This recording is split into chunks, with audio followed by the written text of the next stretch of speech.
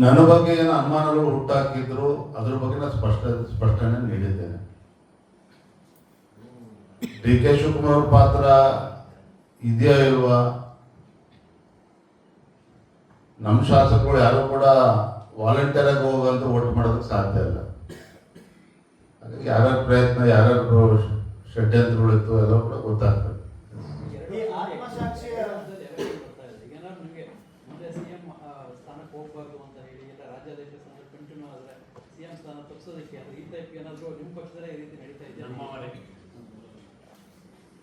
ರಾಷ್ಟ್ರೀಯ ನಾಯಕರ ಸಮ್ಮುಖದಲ್ಲೇನೆ ರಾಜ್ಯ ನಾಯಕರ ಇದ್ದಂತ ಸಂದರ್ಭದಲ್ಲಿ ನಾನು ಸ್ಪಷ್ಟವಾಗಿ ತಿಳಿಸಿದ್ದೇನೆ. ನನ್ನನ್ನು ನೀವು ಅಧ್ಯಕ್ಷ ಮಾಡಿರ್ತಕ್ಕಂಥದ್ದು ಪಕ್ಷ ಸಂಘಟನೆ ಬಲಪಡಿಸಿ ಅಂತೇಳಿ ರಾಜ್ಯದ ಮುಖ್ಯಮಂತ್ರಿ ಆಗಬೇಕು ಅಂತಲ್ಲ. ನಮ್ಮ ಹಿರಿಯರು ಆ ಮಾನಸಿಕ ಸ್ಥಿತಿಯಿಂದ ಹೊರಗೆ ಬರಬೇಕು. And we have to work as a team and I am confident that will come back to power with absolute majority ಅನ್ನೋದನ್ನ ರಾಷ್ಟ್ರೀಯ ನಾಯಕರ ಸಮ್ಮುಖದಲ್ಲಿ, ರಾಜ್ಯ ನಾಯಕರ ಸಮ್ಮುಖದಲ್ಲಿ ಹೇಳಿದ್ದೆ. ಈಗ ಕೆಲವು ಶಾಸಕರು ಆತ್ಮಸಾಕ್ಷಿಯ ವಿಚಾರವನ್ನು ಹೇಳಿದರು. ಅವರ ವರ್ಗಾವಣೆ ಮಾಡ್ಕೊಂಡು ಹೋಗಬೇಕಾದ್ರೆ ಆತ್ಮಸಾಕ್ಷಿಯ ವಿಚಾರವನ್ನು ಹೇಳಿದರು. ಇನ್ನು ಕೆಲವರು ಅದರ ನಂತರ ಅನುದಾನ ಕೊಟ್ಟಿದ್ದಾರೆ ಅನ್ನೋದ್ರ ಬಗ್ಗೆ ಹೇಳಿ.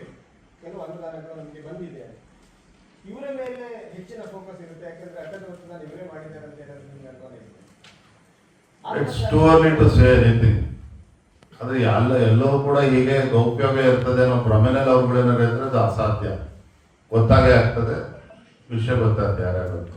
ಫಲಿತಾಂಶದ ಮಾರನೇ ದಿನ ಧರ್ಮಸ್ಥಳದ ಹೆಸರು ತೆಗೆದಿರೋದ್ರಿಂದ ಏನಾದರೂ ತಪ್ಪು ಕಾಣಿಕೆ ಹಾಕುವಂಥದ್ದು ಏನಾದರೂ ಮಾಡಿದ್ರೆ ಇವತ್ತು? ನಾ ಯಾವುದೇ ತಪ್ಪನ್ನ ಮಾಡಿಲ್ಲ. ಪ್ರಮಾಣವಚನ ತೆಗೆದುಕೊಳ್ಬೇಕಾದ್ರೆ ಏನ್ ಮಾಡ್ತಾರೆ, ಭಗವಂತನ ಹೆಸರಿನಲ್ಲಿ ನಾನು ಅಂತ ಪ್ರಮಾಣವಚನ ತೆಗೆದುಕೊಳ್ತಾರೆ.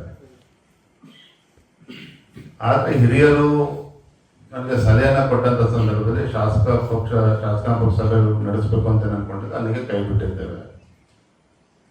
ಆದ್ರೆ ನನ್ನ ಮನಸ್ಸಾಕ್ಷಿ ಏನ್ ಹೇಳ್ತದೆ ಅದು ನಾನು ಮಾಡಿದ್ದೇನೆ. ಬಂದು ಭಗವಂತನ ದರ್ಶನ ಪಡಿಬೇಕಿತ್ತು, ಬಂದಿದ್ದೇನೆ. ಒಬ್ಬ ಭಕ್ತನಾಗ ಬಂದಿದ್ದೇನೆ ಅಷ್ಟೇ. ಇರ್ಲಿ ಬಿಡೋಣ, ಸಾಕು. ಥ್ಯಾಂಕ್ ಯು, ಧನ್ಯವಾದ. ಈಗ ಅಡ್ಡ ಮತದಾನ ಬಗ್ಗೆ ಬಿಡಿ, ಬೇರೆ ಹೇಳಿ. ಅವ್ಯವಹಾರ ಆಗಿರ್ತಕ್ಕಂಥದ್ದು ಮೊನ್ನೆ CAG ರಿಪೋರ್ಟ್ ನಲ್ಲೂ ಕೂಡ ಬಂದಿದೆ.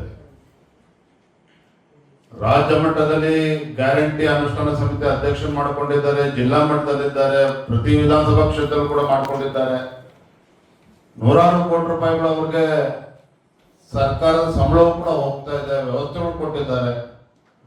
ಇದರ ನಡುವೆನೂ ಕೂಡ CAG ರಿಪೋರ್ಟ್ ಅಲ್ಲಿ ಈ ರೀತಿ ಒಂದು ವರದಿ ಬಂದಿದೆ ಅಂತ ಹೇಳಿದ್ರೆ, ನಾನು ತಮ್ಮ ಮುಖೇನ ರಾಜ್ಯದ ಮುಖ್ಯಮಂತ್ರಿಗಳಿಗೆ ನಾನು ಆಗ್ರಹ ಪಡಿಸ್ತೇನೆ. ಫಸ್ಟ್ ನಿಮ್ಮ ಗ್ಯಾರಂಟಿ ಅಧ್ಯಕ್ಷಗಳನ್ನ ಬರ್ಖಾಸ್ತ್ ಮಾಡಿ. ಸರ್ಕಾರಿ ಇವತ್ತು ಅಧಿಕಾರಿ, ಒಬ್ರು ಮುಖ್ಯಮಂತ್ರಿಗಳಾಗಿ ಅಧಿಕಾರಿಗಳನ್ನ ವಿಶ್ವಾಸಕ್ಕೆ ತೆಗೆದುಕೊಳ್ಳಿ. ನಿಮ್ಮ ಕಾಂಗ್ರೆಸ್ ಕಾರ್ಯಕರ್ತರ ಮೇಲೆ ವಿಶ್ವಾಸ ಇದೆ, ಅಧಿಕಾರಿಗಳ ಮೇಲೆ ವಿಶ್ವಾಸಗಳು ಆಗಿದ್ರೆ ಮುಖ್ಯಮಂತ್ರಿಗಳಿಗೆ, ನಿಮ್ಮ ಕಾಂಗ್ರೆಸ್ ಪುಡಾರಿಗಳಿಗೆ ಇವತ್ತು ಗ್ಯಾರಂಟಿ ಸಮಿತಿ ಅನುಷ್ಠಾನದ ಅಧ್ಯಕ್ಷರನ್ನ ಮಾಡಿ ಒಂದು ನೂರಾರು ಕೋಟಿ ಹೊಡ್ಕೊಂಡಿದ್ದಾರೆ ಅಂದ್ರೆ ನಿಮ್ಮ ಪಕ್ಷವೇ ಕಾರಣ ಇದಕ್ಕೆ.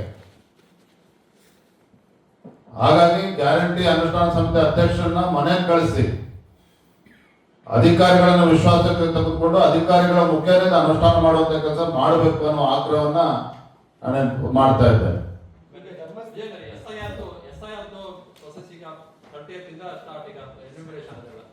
ನಿಮ್ಮ ಸಂಘಟನೆ ಇದರಿಂದ ಯಾವ ರೀತಿ ತಯಾರಾಗ್ತಾ ಇದೆ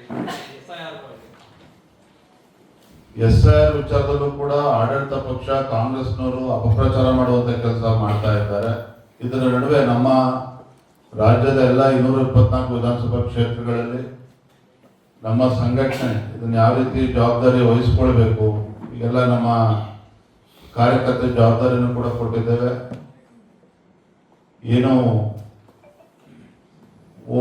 ವೋಟರ್ಸ್ ಲಿಸ್ಟ್ ಇದೆ, ಯಾರು ಇವತ್ತು ಡಬಲ್ ಎಂಟ್ರಿಗಳಿದ್ದಾವೆ, ಅಕ್ರಮವಾಗಿ ಹೆಸರುಗಳು ಸೇರ್ಕೊಂಡಿದ್ದಾವೆ. ಒಂದೇ ವಿಧಾನಸಭಾ ಕ್ಷೇತ್ರದಲ್ಲಿ 3 ಬೂತಲ್ಲೂ ಕೂಡ ಅಕ್ರಮವಾಗಿ ಹೆಸರು ವೋಟರ್ ಲಿಸ್ಟ್ ಸೇರಿರ್ತಕ್ಕಂಥ ಉದಾಹರಣೆಗಳು ಕೂಡ ಇದ್ದಾವೆ. ಈ ವಿಚಾರದಲ್ಲಿ ನಮ್ಮ ಕಾರ್ಯಕರ್ತರಿಗೆ ಜಾಗೃತಿ ಮೂಡಿಸುವಂತ ಕೆಲಸ ಮಾಡಿದ್ದೇವೆ, ಅದನ್ನು ಗಮನಿಸ್ತಾರೆ. Thank you. ಬಿಜೆಪಿಗೆ ಇನ್ನು ಮುಂದಕ್ಕೆ ಕಷ್ಟ ಇದೆ ಅಂತೇಳಿ ಕಾಂಗ್ರೆಸ್ನವರೇ ಆರೋಪ ಮಾಡ್ತಿದ್ದಾರೆ. ಇದ್ರ ಬಗ್ಗೆ ಏನು ಹೇಳ್ತೀವಿ? ಎಲ್ಲವೂ ಕೂಡ ಕಾಲುವೆ ನಿರ್ಧಾರ ಮಾಡ್ತದೆ. ಡಿ ಕೆ ಶಿವಕುಮಾರ್ ಅವರ ವಿಶೇಷತೆ ಏನಪ್ಪಾ ಅಂತ ಹೇಳಿದ್ರೆ, ನಮ್ಮ ರಾಜೇಶ್ ನಾಯಕರ ಹತ್ರ ಬಂದು ಅವ್ರ ಮನೆಗೆ ಬಂದ್ರೆ ಡಿ ಕೆ ಶಿವಕುಮಾರ್ ನಮ್ಮವ್ರೆ ಅಂತೇಳಿ ರಾಜೇಶ್ ನಾಯಕರಿಗೂ ಅನಿಸ್ತದೆ.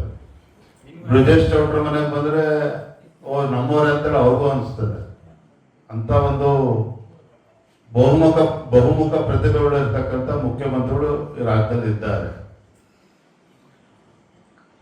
ಸಮಯ ಬಂದಾಗ ರಾಜ್ಯದ ಜನ ಉತ್ತರವನ್ನು ಕೊಡ್ತಾರೆ. ವಿಜೇಂದ್ರ ಅವರೇ, ಈಗ ಧರ್ಮಸ್ಥಳದ ವಿಚಾರಕ್ಕೆ ಈ ಆರೋಪಗಳು ಬರೋದಕ್ಕೆ ಬರ್ತಾ ಇರೋದ್ರಿಂದ ಸುಮಾರು ವರ್ಷದಿಂದ ನಿಮ್ಮಿಬ್ಬರ ಮಧ್ಯೆ ವ್ಯಾವಹಾರಿಕ ಸಂಬಂಧ ಪ್ರಶ್ನೆ ಇಲ್ಲ ರೀ. ಅದಕ್ಕೆ ಎಲ್ಲವನ್ನು ಕೂಡ ಈ ಪವಿತ್ರ ಕ್ಷೇತ್ರದಲ್ಲಿ, ಶ್ರೀ ಕ್ಷೇತ್ರದಲ್ಲಿ ತಮ್ಮ ಮುಂದೆ ನಮ್ಮ ಕಾರ್ಯಕರ್ತರಿಗೆ ಸತ್ಯವನ್ನು ಬಿಚ್ಚಿಡುವಂತ ಕೆಲಸ ನಾನು ಮಾಡಿದ್ದೇನೆ. ಹೇಳಿದ್ನಲ್ಲ, ಇವತ್ತು ಅಡ್ಡ ಮತದಾನ ಮಾಡಿರ್ತಕ್ಕಂಥ ಶಾಸಕರು ಎಷ್ಟು ಅಪರಾಧ ಮಾಡಿದ್ರೆ ನಾನು ಆ ರೀತಿ ಏನಾದ್ರು ಅಡ್ಜಸ್ಟ್ಮೆಂಟ್ ಪೊಲಿಟಿಕ್ಸ್ ಮಾಡ್ಕೊಂಡು ನಂದು ಅಷ್ಟೇ ಅಪರಾಧ ಆಗ್ತದೆ. ಅದಕ್ಕೆ ಅವಕಾಶ ಕೊಡುವಂತ ಪ್ರಶ್ನೆನೇ ಇಲ್ಲ. ನನ್ನ ಬಗ್ಗೆ ನನಗೆ ಸ್ಪಷ್ಟತೆ ಇದೆ, ನನ್ನ ಸಂಘಟನೆ ಬಗ್ಗೆ ವಿಶ್ವಾಸ ಇದೆ, ನಮ್ಮ ಕಾರ್ಯಕರ್ತರ ಬಗ್ಗೆ ವಿಶ್ವಾಸ ಇದೆ. ಮುಂದೆ ಎಲ್ಲವೂ ಕೂಡ ಒಳ್ಳೇದಾಗ್ತದೆ. ವಿಜೇಂದ್ರ ಅವರೇ, ಧರ್ಮಸ್ಥಳದ ಗುರುಡೆ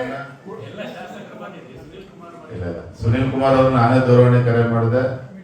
ಅವ್ರ ಕಮಿಟಿ ಮೀಟಿಂಗ್ ಇತ್ತು, ಹಾಗೆ ಬರಕ್ ಸಾಧ್ಯ ಆಗಿಲ್ಲ. ವಿಜೇಂದ್ರ ಅವರೇ, ಈಗ ಧರ್ಮಸ್ಥಳದ ಗುರುಡೆ ಕಾರಣ ಯಾರಿಗೂ ಎಷ್ಟು ಪ್ರಶ್ನೆ ಇಲ್ಲ, ನಿಮ್ಮ ಒಬ್ಬರೇ. Thank you.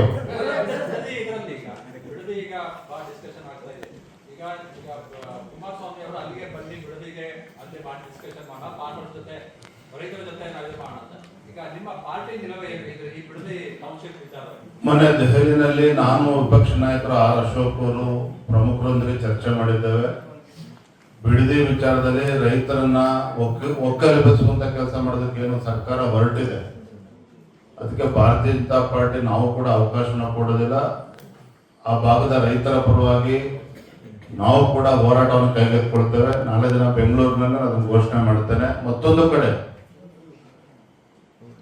ಗೃಹಲಕ್ಷ್ಮಿ ಯೋಜನೆಯಲ್ಲಿ ರಾಜ್ಯದಲ್ಲಿ ಇವತ್ತು ಅನೇಕ ಜ್ವಲಂತ ಸಮಸ್ಯೆಗಳು ನಮ್ಮ ಮುಂದೆ ಇದ್ದಾಗ ಈ ಎಲ್ಲಾ ಸಮಸ್ಯೆಗಳನ್ನು ತೆಗೆದುಕೊಂಡು ಹೋರಾಟಗಳನ್ನು ನಡೆಸಿ ಈ ಭ್ರಷ್ಟ ಕಾಂಗ್ರೆಸ್ ಸರ್ಕಾರದ ಮುಖವಾಡವನ್ನ ಬಿಚ್ಚಿಡುವಂತ ಕೆಲಸ ನಿಮ್ಮೆಲ್ಲ ಕಾರ್ಯಕರ್ತರು, ನಮ್ಮೆಲ್ಲ ಮುಖಂಡರ ನೇತೃತ್ವ ಇವತ್ತು ಆಗ್ಬೇಕಾಗಿದೆ. ನನಗಂತೂ ವಿಶ್ವಾಸ ಇದೆ. ನಾನು ಅಹಂಕಾರದಿಂದ ಮಾತನ್ನ ಹೇಳ್ತಾ ಇಲ್ಲ. ರಾಜ್ಯದ ನಮ್ಮ ಪಕ್ಷದ ಸಂಘಟನೆ ಬಗ್ಗೆ ನನಗೆ ವಿಶ್ವಾಸ ಇದೆ. ರಾಜ್ಯದಲ್ಲಿರುವಂತಹ ನಮ್ಮ ಲಕ್ಷಾಂತರ ಕಾರ್ಯಕರ್ತರ ಶಕ್ತಿಯ ಬಗ್ಗೆ ನನಗೆ ವಿಶ್ವಾಸ ಇದೆ. ಏನು ಇಂಥ ಒಂದು ಜನ ವಿರೋಧಿ, ಬಡವರ ವಿರೋಧಿ,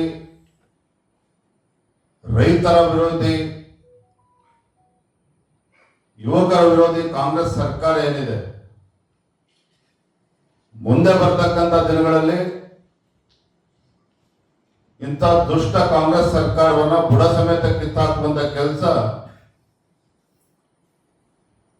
ನಮ್ಮೆಲ್ಲರ ಕಾರ್ಯಕರ್ತರ ಶ್ರಮದಿಂದ ನಾವು ಮಾಡ್ತೇವೆ ಅನ್ನುವ ಸಂಪೂರ್ಣವಾಗಿರ್ತಕ್ಕಂಥ ವಿಶ್ವಾಸ ನನಗಿದೆ.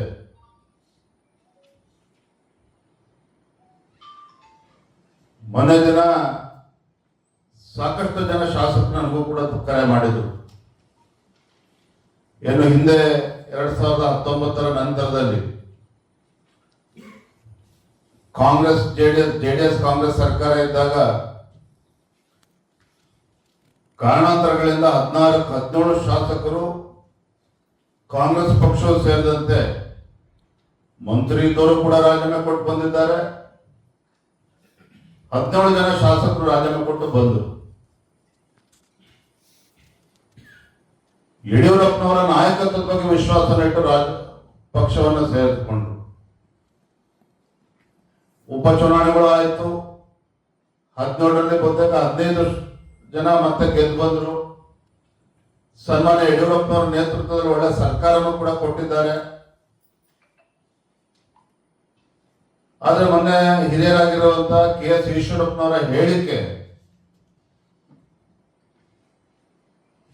ಅನೇಕ ನಮ್ಮ ಶಾಸಕರು ಬೇಸರದಿಂದ ದೂರವಾಣಿ ಕರೆ ಮಾಡಿದರು. ಬಹುಶಃ ಈಶ್ವರಪ್ಪರು ಮರ್ತಿರ್ಬೋದು, ಏನು ಹಿಂದಿನ ಸರ್ಕಾರ ಸಿದ್ದರಾಮಯ್ಯ ನೇತೃತ್ವದ ಸರ್ಕಾರ 5 ವರ್ಷಗಳ ಕಾಲ ಆಡಳಿತ ನಡೆಸಿತು. ರಾಜ್ಯದಲ್ಲಿ 18ಕ್ಕೂ ಹೆಚ್ಚು ಹಿಂದೂ ಕಾರ್ಯಕರ್ತರ ಬರ್ಬರ ಹತ್ಯೆ ಆಯಿತು.